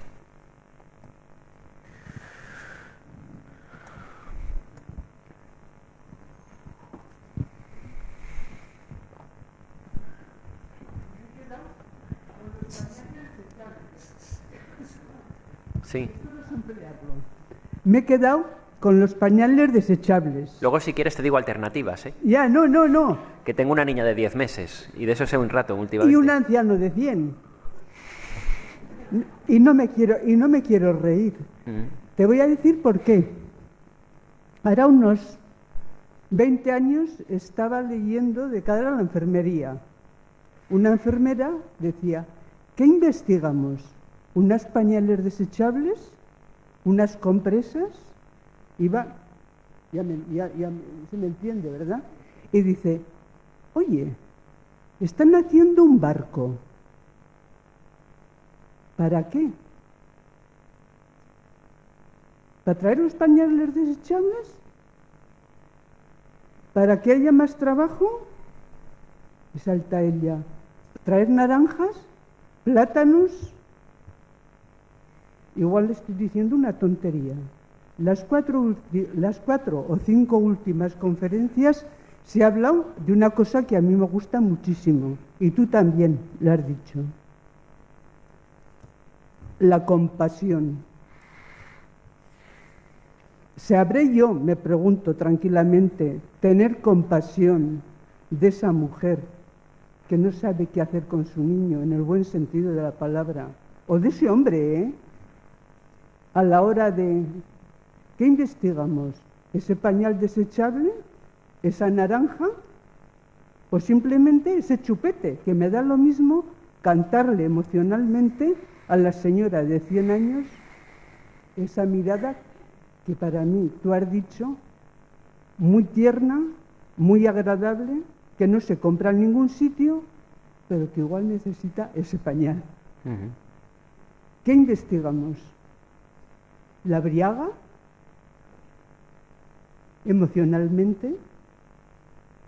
No nos vamos a... He dicho que iba a decir una tontería. O de verdad, hacer la vida más fácil, como acabas de decir, más lucrativa en el sentido no monetario, sino de poder cantar con ese niño y con ese anciano, los que por lo general no tenemos aquí ninguno 12 años. Te doy gracias 3 veces por la charla. A mí hay muchas cosas que se me han ido de hacia dónde vamos, hacia dónde venimos, en dónde estamos. Ojalá investiguemos un poco más hacia qué hacemos en este momento. Gracias otra vez. Si hay alguna intervención más, la hacemos. Venga, Josu, aquí, Pello. Y bueno, un poco ir levantando la mano todas las personas que queráis intervenir y cerramos el turno de intervenciones. Y... Levanten la mano. La verdad es que me ha gustado mucho la charla. No sabía dónde venía, luego me he dado cuenta que sí, que había leído el folletito ese y lo había subrayado, comentado, etcétera. Pero bueno, sí quería plantear varias cositas. Una, la relación que tiene el desarrollo y con el tema de satisfacer necesidades que tiene la economía, que debería ser su función, y el problema es que somos insaciables, todo el tema de necesidades, que apelaría a lo personal. Y después comentar 3 temas que me parece que dan pistas de cosas interesantes desilvanadas. Ese es el problema, ¿no? Una sería el tema del cohousing, que por ejemplo en Navarra tiene bastante fuerza y es increíble. Además une muchos temas, lo personal con lo social y lo político, ¿no? Bueno, bien. Después el tema de los zapatistas, que también me parece que es como muy interesante, esas alternativas ahí que, bueno, de algunas han hecho su civilización o su cultura y esas cosas, pero están relacionados, no se han desprendido de todo lo demás, ¿no? Y después, también relativamente, ahora igual ya no tiene tanta fuerza, pero el TTIP, toda la lucha contra los acuerdos comerciales del TTIP, que con su dureza y eso, pero por una parte dejaban bastante, clarificaban el panorama de cómo está el comercio, y después la gente se ha movilizado relativamente, pero bueno, a ver qué te parecen esas cosas, si ayudan o sobre todo cómo igual unirlas, ¿no? O sea, cositas hay, pero bueno, están un poco así. Contesta, no hay más palabras. No. Yo te diría que no estamos sobrados de experiencias, ¿no? Y que recupero un poco lo que dice Boaventura de Sousa Santos. Vivimos en una sociedad donde de alguna manera desde el pensamiento dominante tenemos un desperdicio de experiencias sobradas que van más allá de que nos hablan de cómo organizar la vida de otra manera, ¿no? Has comentado 3 que apelan a cosas diferentes. Una muy inspirada por lo común, el cohousing y demás. Otra que sería más la vía más institucional, ¿no? Más que la movilización, la lucha contra el TTIP y que afecta a un plano mucho más institucional. Y a un plano, fíjate qué cosas tan diferentes. Una muy local que nos habla más de una forma de socialización en lo concreto y la otra un plano institucional. Y la de los zapatistas, que bueno, que entroncaría más con esa idea del contrapoder, pero que también nos habla también de ciertos umbrales. Como experiencia de resistencia está muy bien, pero a la hora de trasladarla o dar un salto más allá algunas, pues también muestran límites. Pero al mismo tiempo los zapatistas, ¿no? Que en los años 90 pues fueron muy inspiradores para muchos de los movimientos de alterglobalizadores, pues también nos enseñan otras cosas, ¿no? Que es como frente a una mirada homogeneizadora como la que tenemos heredada de la modernidad en nuestro caso, pues con la necesidad de prestar atención a las diferentes cosmovisiones y formas de pensar el vínculo social y las diferentes formas de emancipación y demás, ¿no? No sé qué decirte más allá de esto y más allá de pensar que no estamos sobrados de experiencias. Yo en ese sentido soy muy ecléctico. Y me gusta poner en valor, sobre todo, doy mucho peso al tema de las experiencias de socialización prepolítica, porque de la crisis de la política hablamos mucho, pero creo que también hay una crisis de la metapolítica, hay una ausencia de relato, nos cuesta pensar, ¿no? Todos los aquí podemos ser lo más bien pensantes posibles, pero cuando nos intentamos pensar cómo construiremos otro relato alternativo a lo que hay, nos cuesta, hay una falta de definición importante y sobre todo tenemos una crisis de socialización, de espacios de socialización prepolítica importantes, donde pensar en clave comunitaria y demás, ¿no? Empezando por la escuela, donde cada vez hay una competencia, una competitividad introducida desde los test y demás y desde todos los exámenes y de todo este proceso que como se está metiendo cada vez hasta más abajo. Entonces la necesidad de apostar por otro tipo de socialización, Yo particularmente doy mucho peso. Iniciativas como la de los dragones, esta que contaba, o la del cohousing que cuentas, pues bueno, el no verlo, lo que las feministas decían de los años 70, como lo personal es político, como es una dimensión que tiene que ver con lo personal, pero como tiene una dimensión política y cómo trabaja lo afectivo y lo emocional, mostrando que hay otras formas de plantear, ¿no? Y yo creo que ahí hay mucho que recuperar y que aprender, más cuando venimos pues de unos años tan de páramo. Javier, Elio, Elio, aquí delante. Otra palabra.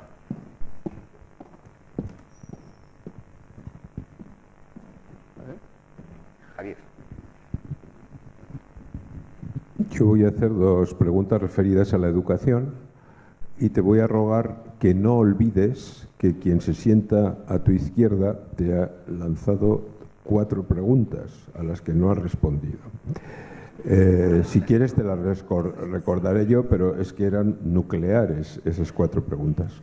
Yo sobre la educación solo te quiero decir 2 cosas. Has hecho referencias evidentemente a la importancia de la educación no formal.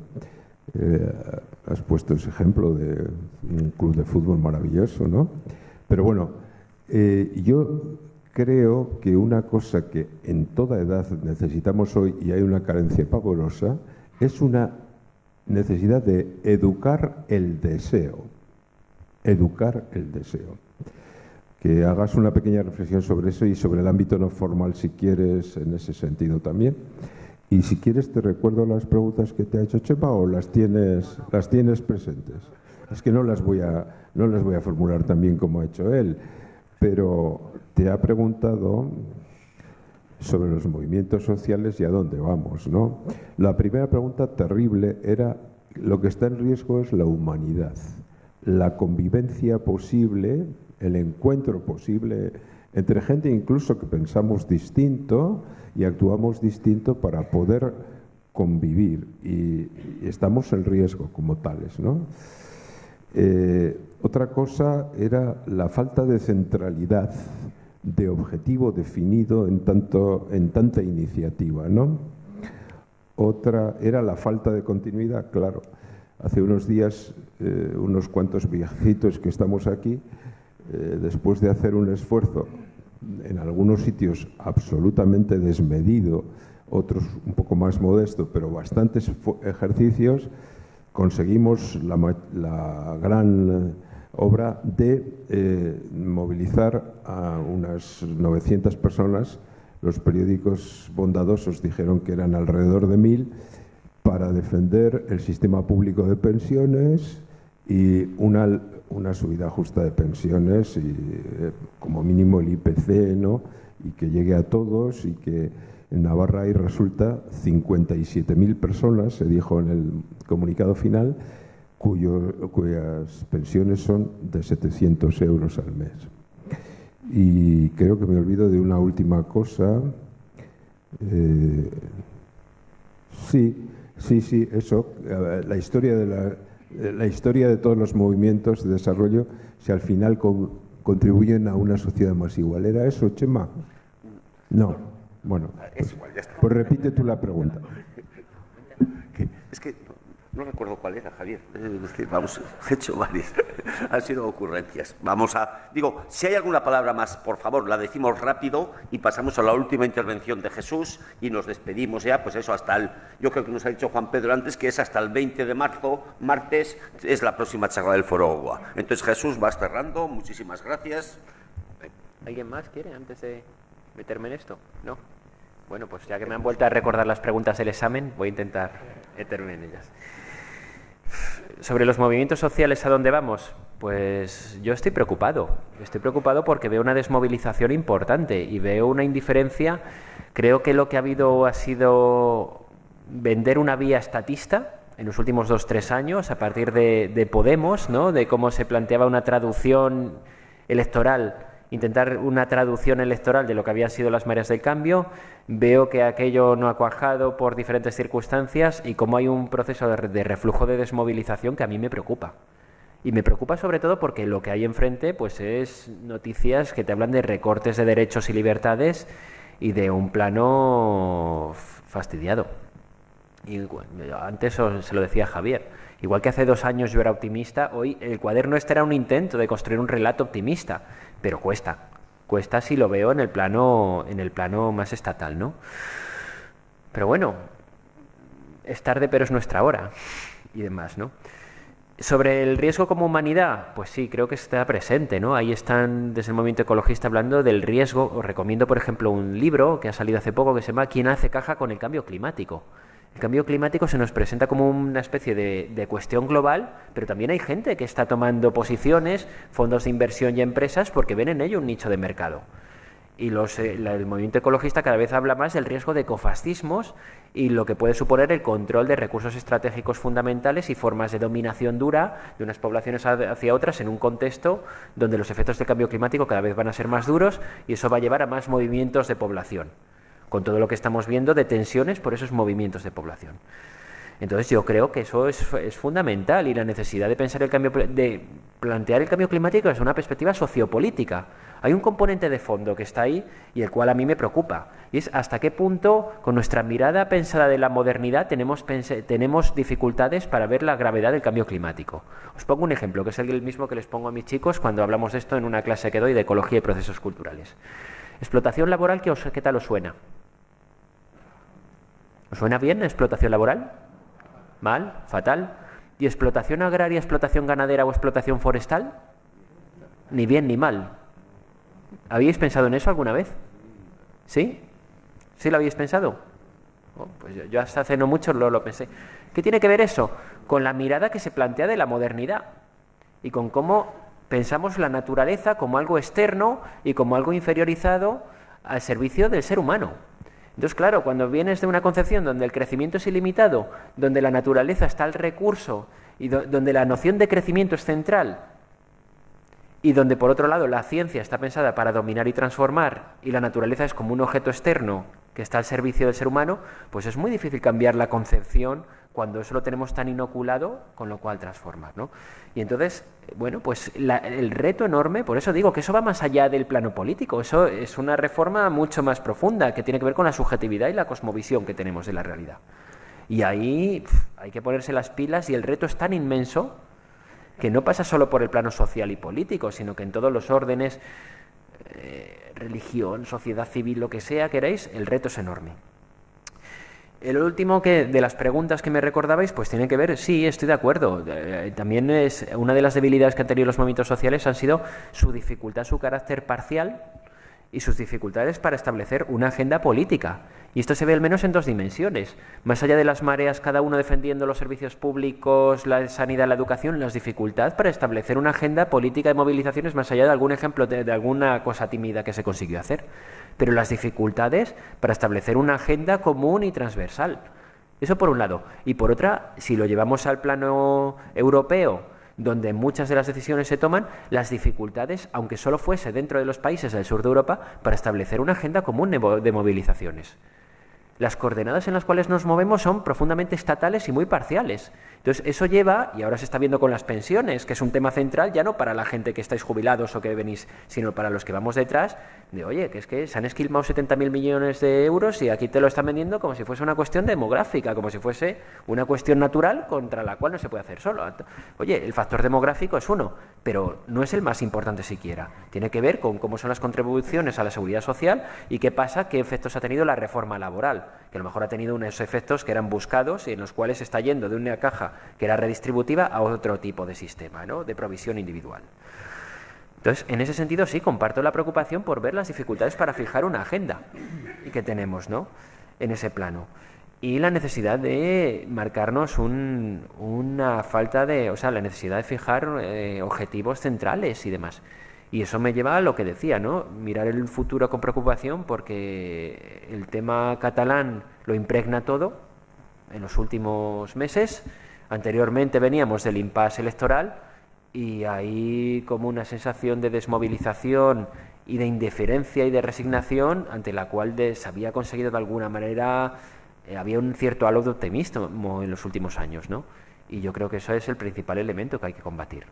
Ese riesgo a caer en la indiferencia y en la resignación. Y a normalizar la polarización social y, bueno, que seamos hoy el segundo o tercer país más empobrecido de la Unión Europea, con mayores desigualdades de la Unión Europea, ¿no? Y a que normalicemos ese modelo social.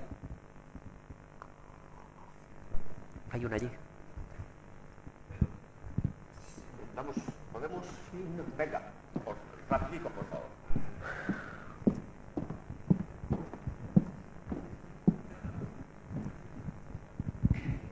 Perdón por haber ido tan tarde, pero has dicho el ponente la palabra explotación y la ha puesto entonces muy bonita y muy malita.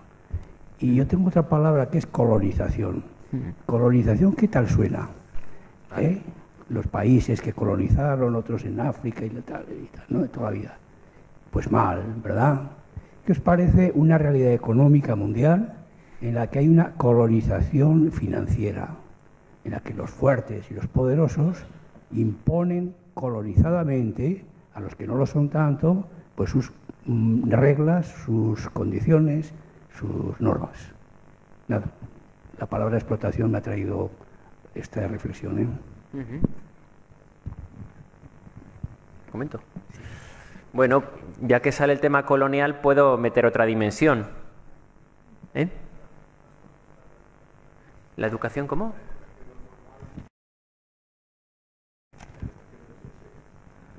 Poco que decir, más allá de decir la importancia, pero lo del deseo me queda grande. Eso se lo remito a Rafael Díaz Salazar cuando venga otra vez, que él piensa más sobre estas cosas. Es que vaya examen, ¿eh? No, ya que comentas lo de la colonización, mirándolo en términos financieros, creo que tenemos mucho que aprender también, ¿no?, del pensamiento poscolonial y de algunas cosas.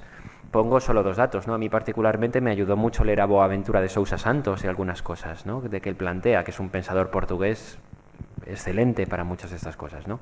Boaventura de Sousa Santos dice dos cosas que quiero recordar. Tres cosas voy a decir relacionado con esto y por vincularlo al tema poscolonial. La primera es que pensemos en qué medida hay una invisibilización de los contenidos y de las aportaciones de otras civilizaciones o de otros contextos conocemos. Si estudiamos las ciencias sociales que se estudian en cualquier carrera, el 95%, 99% de los autores de las ciencias sociales que estudiamos vienen de 5 países: Estados Unidos, Inglaterra, Alemania, Francia y, si queréis, Italia. ¿Qué sabemos del pensamiento chino? ¿Qué sabemos de pensadores árabes? ¿Qué sabemos? ¿No? Y nuestra mirada sobre el mundo la seguimos plasmando en torno a esa experiencia histórico-temporal limitada que es la de esos mundos. La segunda idea que quiero comentar con esto es una cosa que dice Boaventura también, que me parece muy sugerente, una frase que es de las que te hacen pensar, que es que no hay justicia social si no hay justicia cognitiva. ¿Qué quiere decir esto de la justicia cognitiva? Si en nuestra mirada sigue permeada porque nosotros somos los que sabemos, porque el pensamiento viene del 95% y no somos incapaces de reconocer qué experiencias útiles hay en otras formas de ver la realidad, pues eso nos lleva a que si pensemos que toda solución pasa únicamente en nuestro prisma. Y eso nos obliga, en un mundo cada vez más multipolar y donde hay mayor contacto, a que prestemos atención a que otro tipo de cosmovisiones, miradas, saberes, incluso saberes que van más allá del saber científico, existen y son útiles como sociedad y demás. Y la tercera idea, ya que sale el tema, ya que me metía en esto de cuestiones más de epistemología y de saberes y conocimientos, es otra cosa que dice Boaventura que también me hizo pensar en su día, y es: la ciencia como saber es muy útil como forma de conocimiento para representar la realidad. Es el saber más útil para representar la realidad. Pero dice Boaventura, vayamos a una concepción pragmática de la ciencia. De una concepción pragmática del saber. Si lo que queremos es ver cómo llevar a alguien a la Luna, la ciencia sin duda se ha mostrado útil. Pero para preservar la biodiversidad, la ciencia no se ha mostrado tan útil. Hoy tenemos mucho menos biodiversidad que en el siglo XIX. Y nos encontramos con que el 4% de la población que vive en zonas originarias, o sea, el 4% de población indígena, preserva el 80% de zonas con mayor biodiversidad del mundo. Entonces, como sociedad, algo tendremos que aprender. Como civilización, algo tendremos que aprender cuando vemos que aquellos que hemos estado, y ahora me sale mi deformación antropológica, que los hemos representado como los primitivos, como los salvajes, como los tradicionales, pues bueno, han sido capaces de alguna manera, con sus saberes y utilización del medio y sus artes de subsistencia, de preservar la biodiversidad. cuando nosotros como sociedad pues no parece que está ahí. Entonces, eso nos abre una brecha por la cual, ya que salía el tema de la colonización, es muy importante que tengamos en cuenta, ¿no? Y que nos obliga a que le demos una vuelta, porque creo que los caminos que hay para transitar, intentar hacer esa suerte de transición y de lucha contra el cambio climático, a lo mejor la ciencia es útil para algunas cosas, pero a lo mejor nos tenemos que ir a otro tipo de cosmovisiones y de recursos para hacer frente a ello. Entre otras cosas porque esas sociedades muchas veces tienen interiorizada una idea del límite que nosotros, en esa suerte de sueño prometeico, a partir de la ciencia y de la guía de crecimiento, dejamos atrás. Bueno, yo creo que estamos ya en la hora de tener que cerrar. Muchas gracias, Jesús. Ha sido un placer estar contigo. Bueno.